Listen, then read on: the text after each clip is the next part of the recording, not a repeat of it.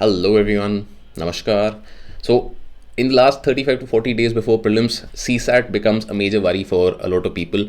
And ऐसे में बहुत सारे कॉमन सवाल आते हैं कि what is the best strategy for CSAT? Can I skip math? Can I skip logical reasoning, comprehension?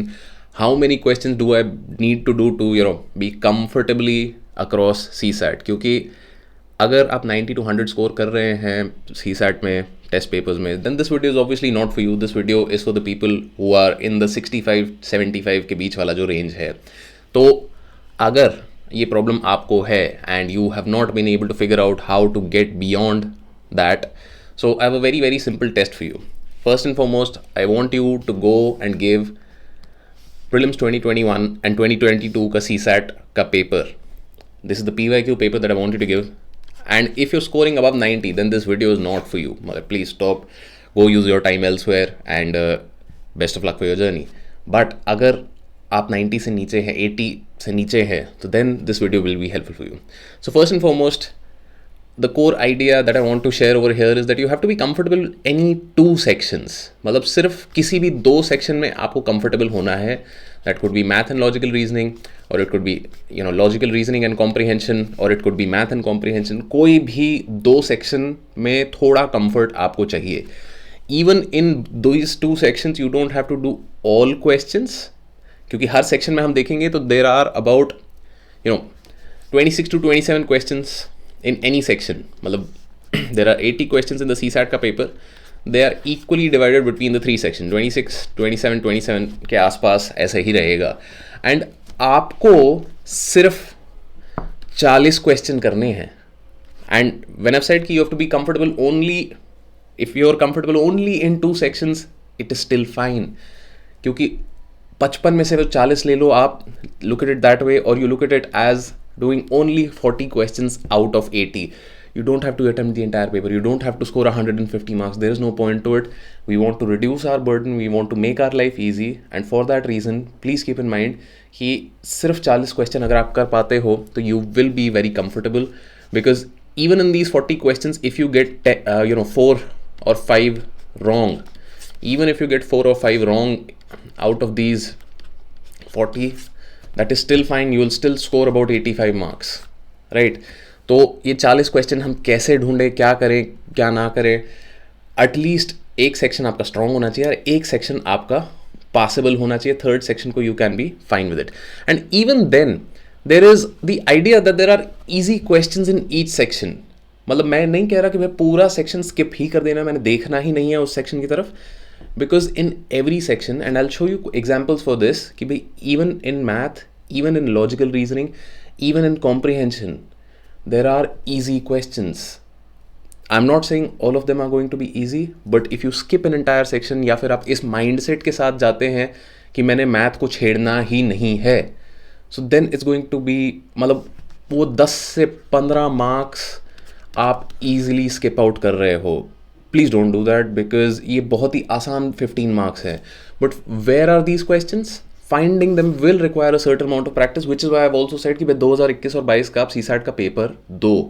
It will be very helpful. Now, coming to some of the examples of the easy questions, like for example this question, all of these are questions from prelims 2022, right? So keep that in mind कि ये actual exam के questions हैं. अब ये वाला मतलब इससे बहुत ही सिंपल क्वेश्चन है. दिस इज जस्ट कि भाई टाइम लग सकता है आपको, बट एक क्वेश्चन गलत करना मुश्किल है, राइट? आपने क्या बोला है, मैंने ABCDEFG, आप पूरा लिख लो, इफ़ नथिंग एल्स पूरा लिख लो, ZYX, मतलब यही बोला है ना कि रिवर्स हो गई है position. Then which of the following represents Lucknow. किया जा सकता है, मतलब pretty simple, right? I am not saying कि ये अब मैथ का एक बहुत ही सिंपल सा एग्जाम्पल है. आप अगर ये सोच के जाओगे कि भाई मुझे मैथ करना ही नहीं, मैथ छेड़ना नहीं, मैथ से दूर, मैथ से दूर, मैथ से दूर, so this kind of easy question you will miss.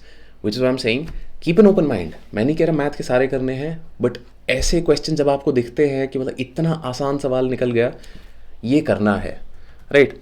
Coming to the next question. Now again these are simple enough questions. I am not saying कि वेरी सिंपल, बट अगर इस question को आप सिर्फ और सिर्फ लॉजिकली देखो, आपको बस इतना सा लॉजिक यहाँ लगाना है कि लेट्स से 101 किलोमीटर है तो 1010 मीटर की रोड है ये, राइट। 101 प्लांट लगे हैं यहाँ पे। तो आपको बस इतना ध्यान रखना है कि पहला प्लांट जो है वो 0 पे लगेगा, एंड जो 101वां प्लांट 101st प्लांट है that will be on this distance. That is it, that is all that you have to remember.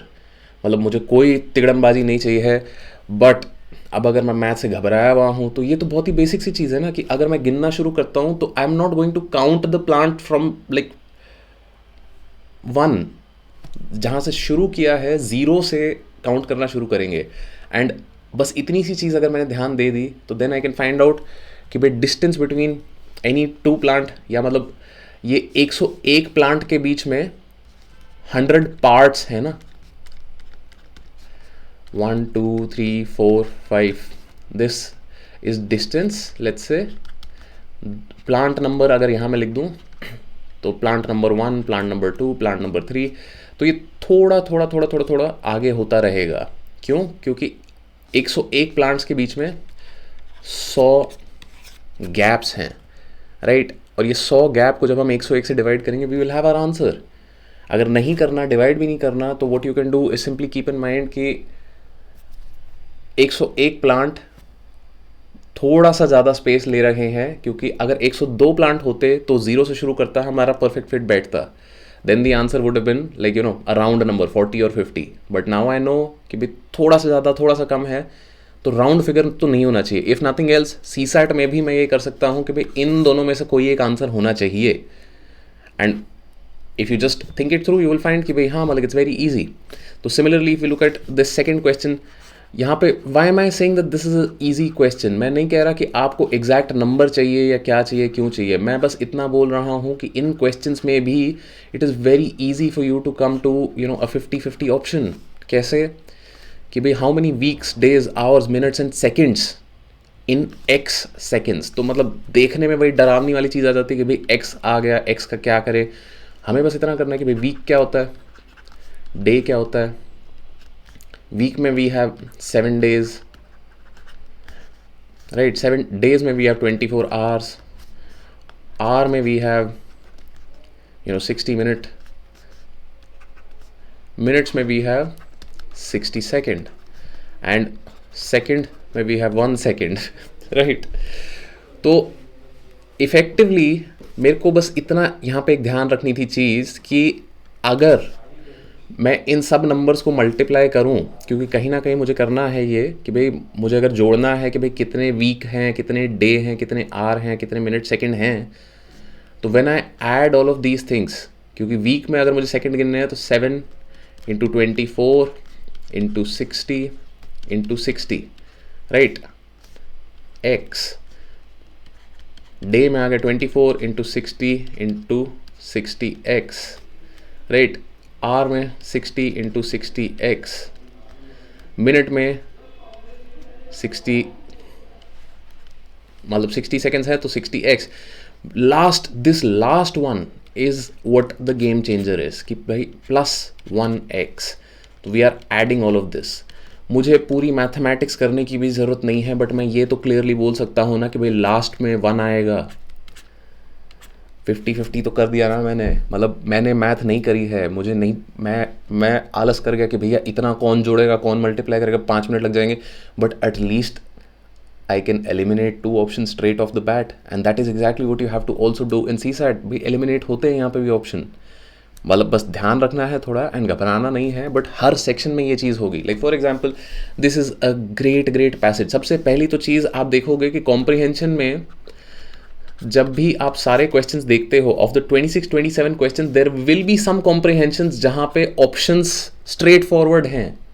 मतलब आपको नहीं दी उन्होंने 5 स्टेटमेंट कि इन 5 स्टेटमेंट में से चूज करो, बताओ कि भैया which is the most logical assumption, है कि नहीं है, कैसे है, कौन से हो सकते हैं, नहीं हो। स्ट्रेट क्वेश्चन है। एंड स्ट्रेट क्वेश्चन के अलावा अगर ये वाला पैसेज आप पढ़ोगे ना तो इसमें स्ट्रेट आंसर भी गिवन है, राइट। कि भाई let's say you come to this line, it exclusively relies on the notion of poverty as insufficient income और इनसफिशिएंट परचेजिंग पावर।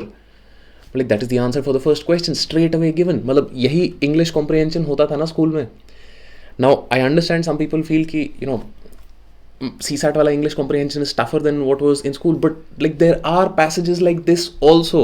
ये छुपे हुए हैं, मतलब ये पहला पैसेज नहीं मिलेगा शायद, like obviously this is passage 2, but that's the idea कि ढूंढना पड़ेगा आपको. आप अगर थोड़ा सा ठंडा दिमाग रखोगे यहाँ पे तो you will find these passages and it will be easy for you to score those 10-15 extra marks. And कभी कभार that is all that you require, right? क्योंकि अगर आप 65-70 के बीच में हो, 10 नंबर फालतू आते ही अपने वो दिल को ऐसा ठंडक मिलेगी कि भैया ये तो हो गया.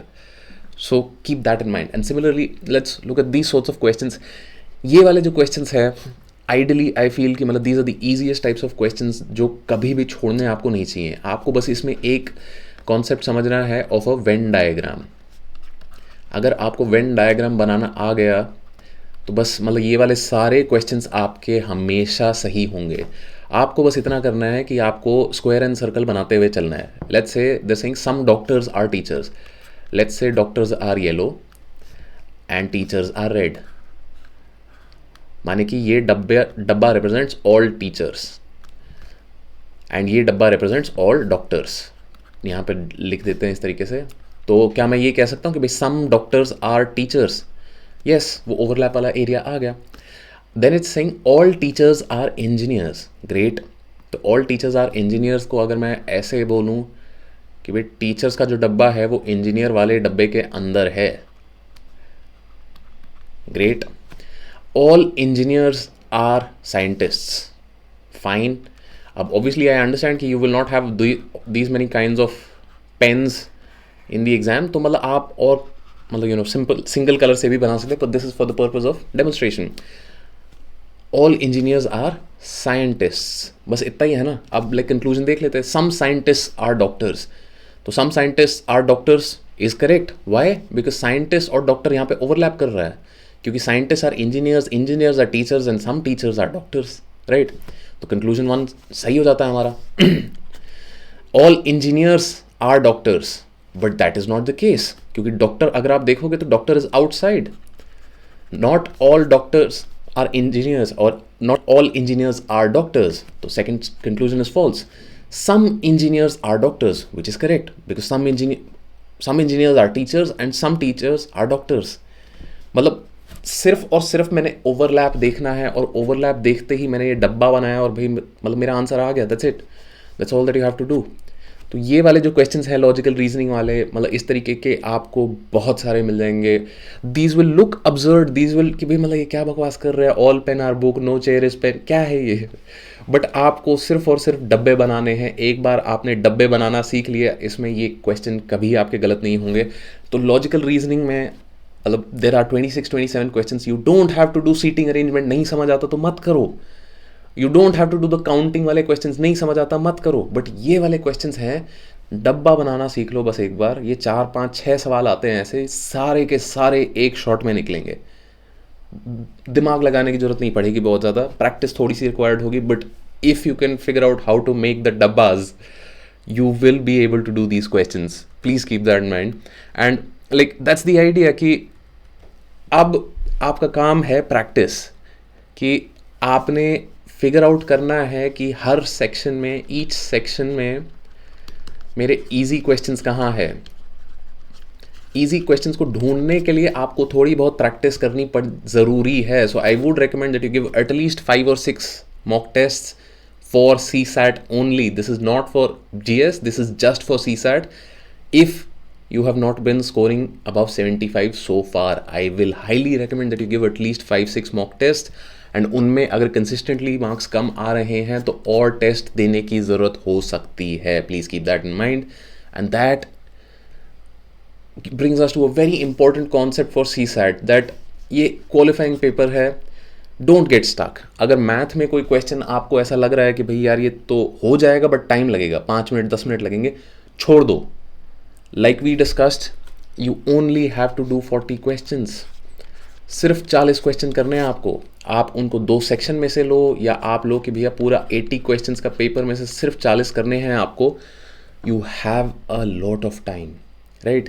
मतलब हर क्वेश्चन के लिए कम से कम 3 मिनट हैं आपके पास. मतलब 120 मिनट आपके पास टोटल पेपर करने के लिए हैं. You have to only do 40 questions. You have easily 3 minutes पर क्वेश्चन, राइट?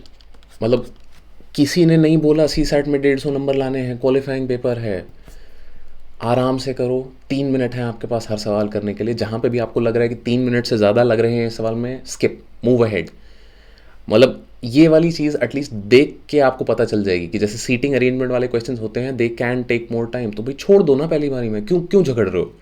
अब जो बड़े बड़े कॉम्प्रिहेंशन पैसेज है कि भाई 1.5 पेज का उसका पैसेज ही लिखा हुआ है, तो मतलब मेरे को पढ़ने में टाइम लगेगा, आई नो, तो छोड़ दो ना शुरू में, बाद में आके टाइम बचेगा तो कर लेना। सी इन CSAT time management has become a very very important aspect of your preparation and that is something that you have to practice also. जबरदस्ती ईगो फाइट लेने की जरूरत नहीं है यहाँ पे कि भैया नहीं मैं तो इंग्लिश तो मैं करूँगा ही या करूँगी ही। वाई?